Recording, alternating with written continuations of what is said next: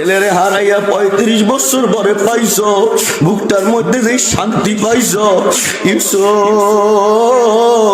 বাবারে হারাইয়া 35 বছর পরে পাইছো, বুকটার মধ্যে যে শান্তি পাইছো।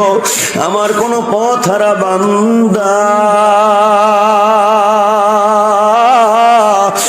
আমার কোন পথ বলা বান্দা যদি আমি আল্লাহর কাছে তওবা করি না, আমি আল্লাহর কাছে চোখের পানি ফালাইয়া কান্নার আওয়াজ দেয়, আর যদি বলে মালিক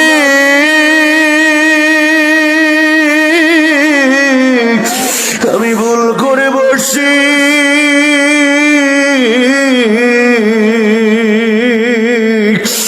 মাফ করিয়া দাও।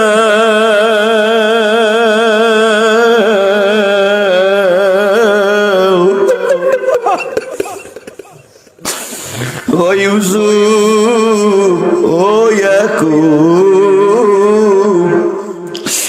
আমি আল্লাহ তোমাদের চাইতে 70 গুণ বেশি খুশি হইয়া যা।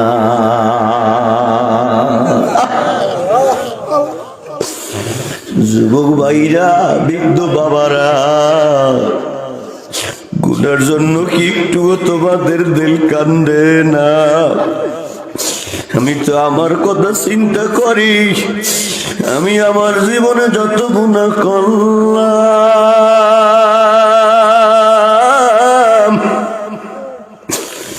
এই গুনাহ নিয়ে যদি আমার মাওলার কবরে যাই,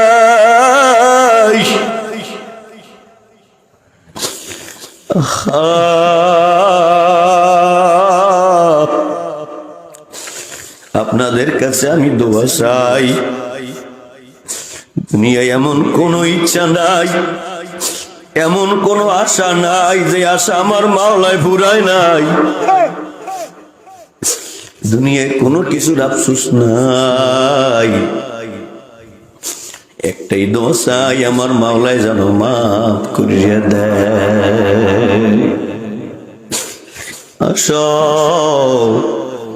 তওবা করো, আল্লাহর কাছে মাফ চাও, চোখের পানি ফালাইয়া কান্দো। সময় কিন্তু বেশি নাই। আমার মায়ার নবী বলে, কোন ব্যক্তি মরুভূমির বুকে রওনা করছে, কেউ কোনো কথা বললেন না, দিলটা নরম করে দিয়ে হৃদয় জানালাটা একটু খুলিয়া দেন, মনের বুঝান জীবনে কতবার কাঁদছো, মায় মরার সময় কাঁদছো, বাবাই মরার সময় কাঁদছো, ছেলে মেয়ের মুসিবতের সময় কাঁদছো, তোমার মাওলার সঙ্গে কবে কাঁদছো, নিজের গুনাহ কাটার জন্য কবে কাঁদছো মনে তো পড়ে না। কিন্তু ওই দিকে তোমার আমার গুনার কারণে যে জাহান্নামের আগুন দাউ দাউ করে জ্বলে, ওই আগুন কিন্তু চোখের পানি ছাড়া নেমবে না। এই জন্য বইরা মাথাটা নয়ে দিয়ে কান্দ। যদি চোখে পানি না আসে, দিলটার মধ্যে জ্বালা পোড়া সৃষ্টি করিয়ে দাও, আর মাওলার দিকে দিলটা শুকিয়ে দাও। আল্লাহ, আমার কোনো পরিচয় নাই, আমি আলেমও না, আমি বক্তাও না, আমি কিছু না, আমি চাকরিজীবী না, আমি সভাপতি না, আমি খতিব না, আমি সেক্রেটারি না, আমি শিল্পী না, আমি কিছু না, আমি তোমার গোলাম। ওই এই জায়গা থেকে যাইতে চাই, আল্লাহ তোমার গোলাম বানাইয়া বাড়িতে নিও। আরে কোন ব্যক্তি যদি মরুভূমির মধ্যে রওনা হয়, মরুভূমির মধ্যে গেছে, তার উট বাহন রাখিয়া তিনি ঘুম পড়িয়ে গেছে, উঠে দেখে যে না, তার সেই কিছুই নাই। কোথায় তার উট কেমনে যাইবে, নিশ্চিত মৃত্যু ছাড়া কোনো উপায় নাই। আবার ঘুমাইয়া গেছে, এরপরে ঘুম ভাঙিয়া দেখে তার উট সব কিছু নিয়া তার সামনে হাজির হয়ে গেছে। নবীজি বলেন, লাল্লাহু আফরাহু আহাদুকুম, আহারে লাল্লাহু আফরাহু বিতাওবাতি আহাদিকুম মিন আহাদিকুম বিদাল্লাতিহি ইযা ওয়াজাদাহা। ওই ব্যক্তি যদি তার সব কিছু ফেরত পায়, এরপরে যেমন ওই ব্যক্তি যতটা খুশি হইয়া যায়, আমার আল্লাহ, আমার আল্লাহ, আমার আল্লাহ আমার আল্লাহ ওই ব্যক্তির চাইতে অনেক বেশি খুশি হয়। এই জন্য বন্ধুরা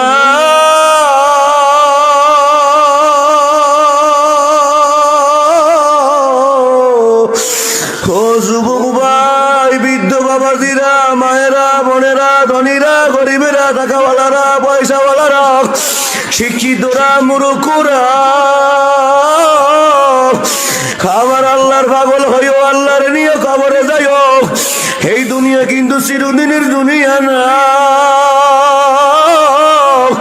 শোনো, আল্লাহ রাব্বুল আলামিনের পয়গম্বর বলে, কোন ব্যক্তি গুনাহ করছে, গুনাহ করার পর আল্লাহর কাছে বলতেছে, আল্লাহুম্মা গফিরলি যামবি, আল্লাহ তুমি আমার গুনাহ মাফ করিয়া দাও। আল্লাহ বলে, ফাআলিমা আন্না লাহু রাব্বা, বান্দা গুনাহ করার পর কেন মাফ চাইছে জানো? ওই বান্দা জানে তার একজন রব আছে, ইয়াগফিরুল যুনুবা, যে গুনাহ মাফ করে, ওয়া ইয়াখযু বিযামবি, এবং গুনার জন্য পাকড়াও করে, মাফও করে আবার পাকড়াও করে। বান্দা আবার গুনাহ করিয়া বসছে, ক্ষমা চাওয়ার পর আবার গুনাহ করছে। এখন মনের মধ্যে আবার তো ভয় পয়দা হয়ে গেছে, আরে ওই মাওলারে ভুললে আমি কেমনে গুনাহ করলাম, ওই মাওলারে ভুললে আমি কেন এই কামটা করলাম। যখন এই তওবা করছে, মনের মধ্যে আসছে ভয়, আবার বলতেছে, আল্লাহুম্মা গফিরলি যামবি, আল্লাহ তুমি আমার গুনাহ মাফ করিয়া দাও।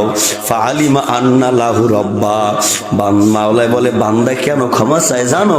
ওই বান্দায় জানে তার একজন রব আছে, ইয়াগফিরুজ যুনুবা, যিনি যিনি গুনাহ ক্ষমা করে, ওয়া ইয়াখুযু বিযামবা, এবং গুনার জন্য পাকড়াও করে।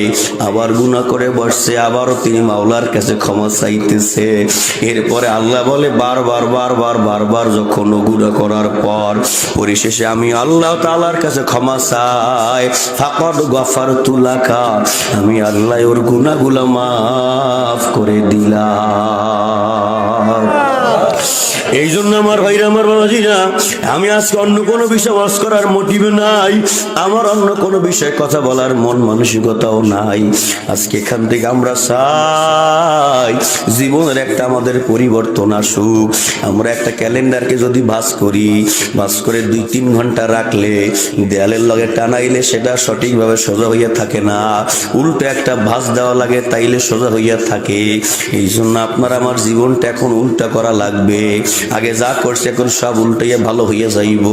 পরিশেষে একটা কথা বলি, আল্লাহর পয়গম্বর যখন দুনিয়া থেকে বিদায় হইয়া যাইবে, আল্লাহর পয়গম্বরের দুনিয়া থেকে বিদায় হইয়া যাওয়ার পর নবীজি এখন ডানে তাকায় বামে তাকায়, বিদায় লগ্নে খেয়াল করেন। এমত অবস্থায় নবী ডানে তাকায় বামে তাকায়, কেন তাকায় জানেন? নবী ডানে তাকাইয়া জিবরাইলকে তালাশ করে, বামে তাকাইয়া নবী জিবরাইলকে তালাশ করে। আরে আমি কোনো মুসিবতে পড়ে গেলে জিবরাইল আমাকে সাহায্য করত, আমাকে পরামর্শ দিত, আমাকে মুসিবত থেকে উদ্ধার করার মাওলার কাছ থেকে সিদ্ধান্ত নিয়ে আসতো। কিন্তু মৌতের সময় তার মুসিবত হইতে পারে না। এখন জিবরাইল কই? হঠাৎ জিবরাইলের আগমন হয়ে গেছে। ইয়া রাসূলুল্লাহ, আল্লাহ আপনাকে জিজ্ঞেস করছে আপনি কি যাইতে চান নাকি থাকতে চান? মায়ার নবী বলে, না, আমি যাইতে চাই, তবে আমার একটা অনুরোধ আছে, আমার একটা আবদার আছে। এই সবাই বসেন, আমার একটা অনুরোধ আছে, আমার একটা আবদার আছে।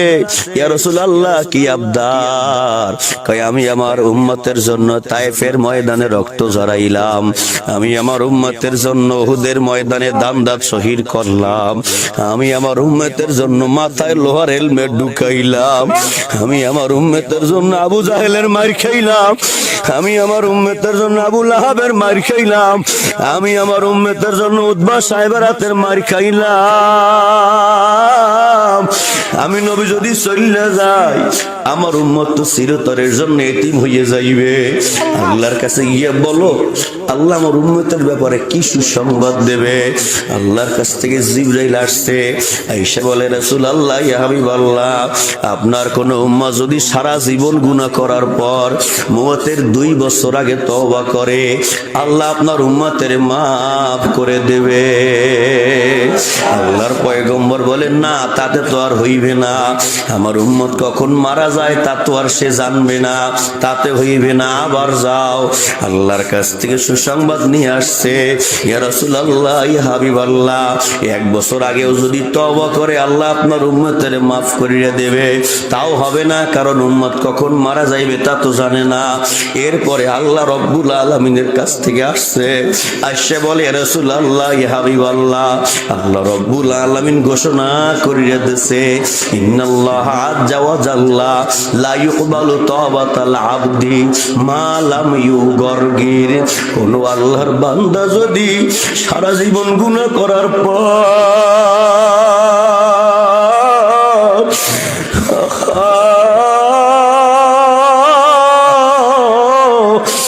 বিদায় লগ্নে মওতের আগে যদি আল্লাহর কাছে তওবা করে নেয়, আল্লাহর পয়গম্বর বলে, আল্লাহ তার তওবাকে কবুল করে তার ক্ষমা করে দেয়। ওরে আল্লাহর বান্দার, আমার ভাইরা, আমার বাবাজিরা, এই জন্য আসুন আল্লাহর কাছে তওবা করে নেন। কখন মারা যাই জানা নাই। আর তওবাকারীর এত দাম, এত দাম, এত দাম। আমি এখান থেকে আপনি যদি তওবা করে বাড়িতে রওনা হয়ে যাইতেই পারি, নিয়ত যদি সহি থাকে, রে বেগুনা মাসুম হয়ে বাড়িতে তো যাইবই। মারা গেলে আল্লাহ তাআলা শহীদি মর্যাদা দেবে। এই জন্য বন্ধুরা,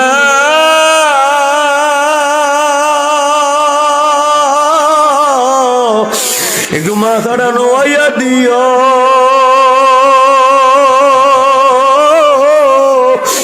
আল্লাহর কাছে তওবা করিও।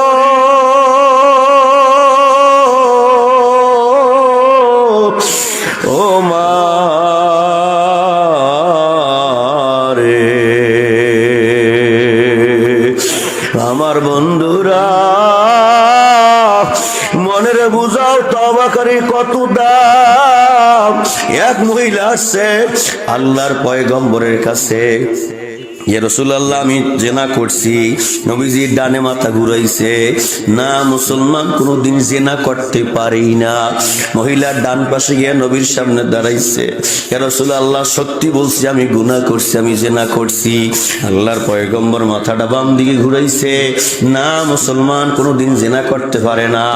এরপরে মহিলা বাম দিকে যাই বলো, হুজুর, আমি কি শুধু জিনা করছি নাকি তাই না, জিনার বাচ্চা আমি আমার পেটের মধ্যে ধারণ করছি। মহিলা যখন এই কথা বলছে, আল্লাহর পয়গম্বর বলে, মহিলা, তুমি যাও, তুমি জিনা করছো, তুমি অন্যায় করছো। পেটের বাচ্চা তো আর কোনো অন্যায় করে নাই।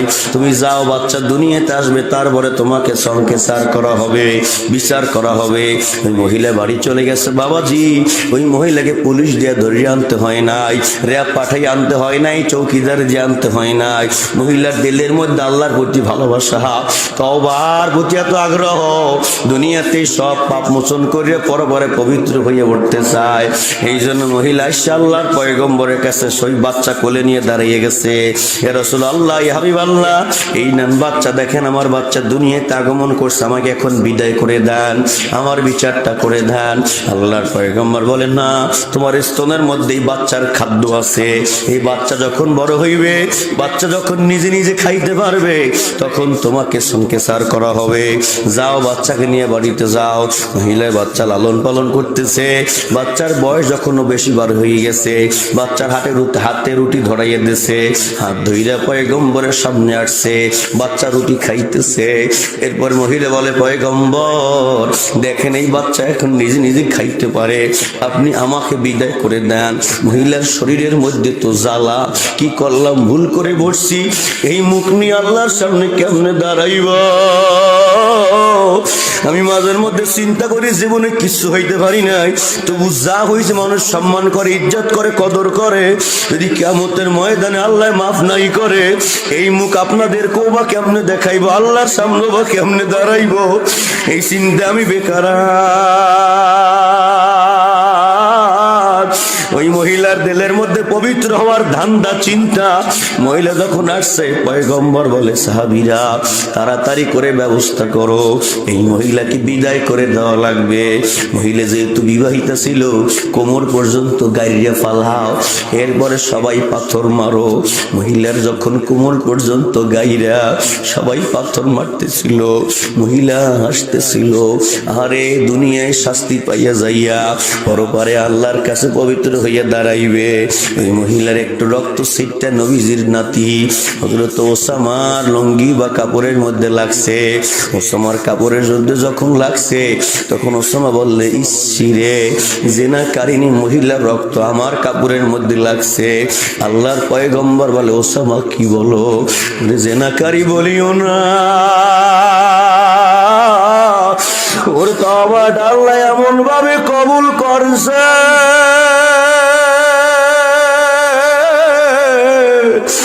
ওরে আল্লাহ এমন কবুল কইরা নিছে রে।